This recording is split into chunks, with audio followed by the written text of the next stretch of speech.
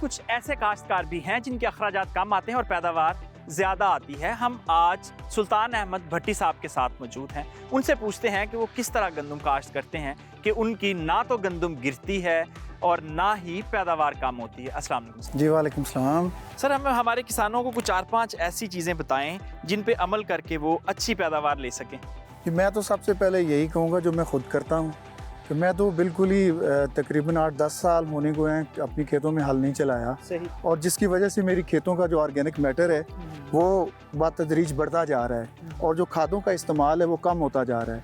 तो हमारा जो आम किसान है उसकी पोजीशन ये है कि वो इतना टिलेज करता है, इतने हल चलाता है और उसी हिसाब से हर साल उसकी जो खादें हैं उनका जो तनासब है वो बढ़ता जा रहा है। यानी अगर वो 1 बैग डालता है वो 1.5 बैग पे जा रहा है, 2 बैग पे भी जा रहा है। तो ये उसकी सबसे बड़ी वजह ये है कि उसका ऑर्गेनिक मैटर ना होने के बराबर है। और खाद का असर भी तब होता है आपकी ज़मीन को जो उसका जो ऑर्गेनिक मैटर है वो किसी लेवल पे हो, कम से कम वो 2 पॉइंट समथिंग, इससे मतलब हमारे तो हाफ से भी कम है। हाफ से भी 0.7 से कम है ना। जैसा कि मैंने आपको बताया था कि मेरा 2.45% जो ऑर्गेनिक मैटर है ये मेरी ज़मीनों का जो है ना ये तकरीबन 8 साल में ये डेवलप हो चुका है, जिसकी वजह से मुझे कम खादों का इस्तेमाल, फ़र्ज़ करें जब हम लाइन सोइंग करते हैं तो उसमें आधा बैग हम DAP का इस्तेमाल करते हैं तो इसमें 50% तो बचत आपको हो गई। अब अगर 13,000 का है या 14,000 का बैग आपको मिलेगा तो किसी भी काम में 50% का जो परसेंटेज है ये मतलब एक बहुत ही ज़बरदस्त है। अच्छा, हमारे पाकिस्तान में अक्सर लोग जो हैं वो ठेके की ज़मीन काश्त करते हैं। जो आप वाला प्रोसीजर है वो थोड़ा लेंथी है, तो आपको क्या लगता है ऐसे लोग जिनकी ज़मीन ज़ाती नहीं है, उनको ये नहीं पता अगले साल काश्त होनी है नहीं होनी, वो ये काश्तकारी कैसे कर सकते हैं, ज़ीरो टिलेज कैसे कर सकते हैं? वो कर सकते हैं। उसमें सबसे बाकी तो चले जो ज़मीनी साख्त है उसकी जो डेवलपमेंट है उसमें तो वक्त लगेगा, लेकिन वो अपने अखराजात पर एकड़ तो बचा सकते हैं ना। एक जो आम काश्तकार है वो तकरीबन 15,000 के लगभग वो 1 एकड़ पे खर्च करेगा।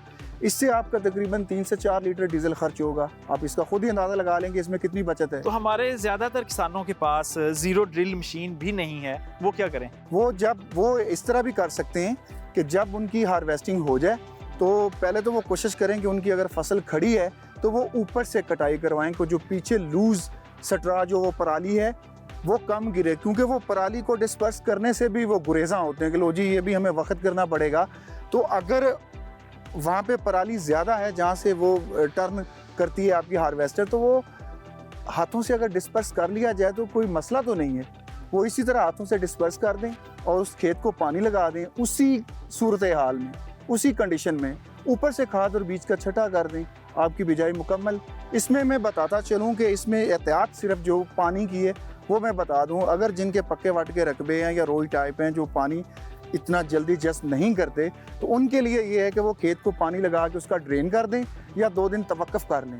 जब उनको लगे कि अगले चंद घंटों या 24 घंटों के दौरान पानी जज्ब हो जाएगा तो वो खाद और बीज का छटा कर दें। और वो जो स्टबल हैं, वो जो बाक़ियात हैं उसकी जो चावल की, वो खुद ही गल सड़ जाती है। वो जो स्टबल हैं वो गल सड़ के गिर जाते हैं। चावल का एक केस है, अदरवाइज़ भी फसलें हमारी बहुत ज़्यादा हैं, किसानों की खाली ज़मीनें भी होती हैं, उनमें भी वो करना चाहते हैं, तो उसमें फिर ड्रिल मशीन के बगैर कैसे मुमकिन है? उसमें बहुत सारे ऐसे बीज हैं, सारे तो नहीं हैं। जैसे अब ये राया टाइप के जो बीज हैं इनको आप इसी तरह कर सकते हैं कि ज़मीन में आप खेत में पानी लगा दें, उसके बाद उसमें खाद और बीज का छटा कर दें, बस। यानी ज़मीन तैयारी के बगैर तैयारी के। इसमें एक मैं चीज़ बता दूं जिससे ये हमारा फार्मर घबरा रहा है। वो समझता है कि जितनी हम ज़मीन को बारीक करते हैं उतनी जड़ें ज़्यादा फैलती हैं।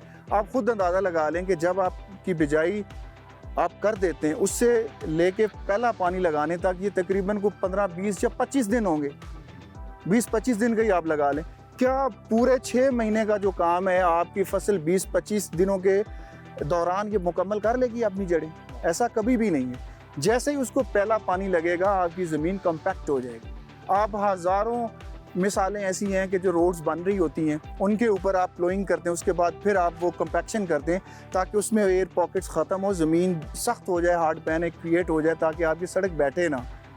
तो वो बार बार हल चलाने की भी तो वही मिसाल है। पीछे से हल चल रही होती है, आगे से आपका ट्रैक्टर जो है वो उसको कम्पैक्ट करता चला जा रहा होता है। तो हर बार यही आप रिपीट कर रहे होते हो। तो जो नो टिलेज पे पड़ी होती है, निदान के बाद खाली जो आपका फील्ड पड़ा होता है, वो जब जब उसको पानी लगेगा वो बिल्कुल नरम हो जाएगा। वो ज़मीन पोरस हो चुकी होती है। आप कमो बेश जैसे हमारे ये ज़रूरी इदारे जो हैं वो कैलकुलेट करते हैं जी एक खेत में कम से कम 80,000 से ऊपर आप पौधा लगाएं। अच्छा 80,000 से ऊपर आप पौधा लगाते हैं तो उसके 35-40 टिलर्स भी बनते हैं। तो आप अंदाज़ा करें कि एक खेत में वो कितने स्टबल्स आपके हैं, कितने पौधे हैं, वो ज़मीन के अंदर उनकी जड़ें पेनिट्रेटेड हैं, वो धंसी हुई हैं। तो वो उन्हीं के ज़रिए जो आपका पानी उसको जज़ब करेंगी और उन्हीं से ही वो जो ऑक्सीजन की जो मतलब एरेशन का जो प्रोसेस है वो उसी से वकूफ़ पज़ीर होगा। जड़ें जो हैं वो आहिस्ता आहिस्ता पेवस्त होती रहेंगी, आप हल ना चलाएं और वही आपका ऑर्गेनिक मैटर में। सुल्तान अहमद भट्टी साहब, आपके वक्त का बहुत शुक्रिया। ये भी एक तरीका है, इसे ज़ीरो टिलेज टेक्नोलॉजी कहते हैं, रीजनरेटिव एग्रीकल्चर भी कहते हैं, और ये दुनिया में अब बड़ी तेज़ी से फैल रहा है। पाकिस्तान में भी इसके ऊपर काम जारी है।